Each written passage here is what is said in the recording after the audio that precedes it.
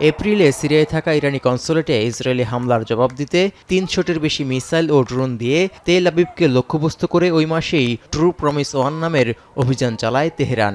এরপর হামাস নেতা ইসমাইল হানিয়া, হিজবুল্লাহ নেতা হাসান নাসরাল্লাহ সহ ইরানপন্থী বেশ কয়েকজন শীর্ষ নেতাকে হত্যার জেরে ১ অক্টোবর ট্রু প্রমিস 2 নামের অভিযানে ইসরায়েলে প্রায় ২০০টি ক্ষেপণাস্ত্র ছোড়ে ইরান।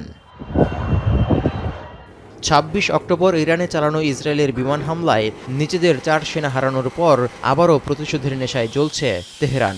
এবার ট্রু প্রমিস 3 অভিযানের পথে হাঁটতে থাকায় ইরান ইসরায়েল উত্তেজনাও এখন তুঙ্গে। ইরানের আগের দুটি হামলার চেয়েও আসন্ন হামলাটি আরও বেশি শক্তিশালী হবে বলে ধারণা করছেন বিশ্লেষকরা। কারণ সবশেষ ইসরায়েলি হামলায় শুধু সেনাদেরই হারায়নি, ক্ষতিগ্রস্ত হয়েছে একটি গোপন পরমাণু গবেষণা কেন্দ্রও।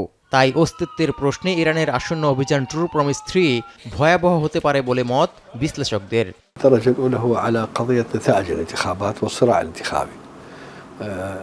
إسرائيل سيتراجع الحديث فيها إلى ما بعد 5 نوفمبر. ইসরায়েলের বিরুদ্ধে ইরানের আগের প্রতিক্রিয়াগুলো ইসলামিক রেভলিউশনারি গার্ড কর্পস IRGCর দ্বারা পরিচালিত হলেও এবার তাদের সঙ্গে দেশটির সেনাবাহিনীও যুক্ত হওয়ার আভাস মিলছে।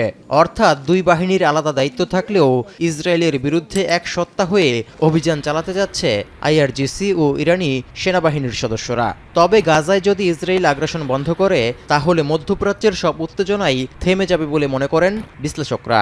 تهدئة بين إيران وإسرائيل في حالة واحدة إذا تخلت إسرائيل عن عنجهيتها ومنحت الفلسطينيين حقوقهم كاملة. এদিকে যুক্তরাষ্ট্রসহ পশ্চিমা মিত্রদের সহায়তায় ইসরায়েল আগ্রাসন চালানোর সাহস দেখালেও এসবের তোয়াক্কা করে না ইরান। বরং তেহরানের স্যাটেলাইট ইমেজিং সক্ষমতা, ক্ষেপণাস্ত্র উন্নয়ন এবং রাশিয়ার সাথে সম্পর্ক জোরদারের কারণে বিশেষভাবে উদ্বিগ্ন পশ্চিমারাই। উদ্বেগের বড় একটি কারণ হলো সাম্প্রতিক বছরগুলোতে 15টির বেশি স্যাটেলাইট উৎক্ষেপণ করেছে ইরান। এর মধ্যে বেশ কয়েকটিতে রাশিয়ার সহযোগিতা নিয়েছে দেশটি।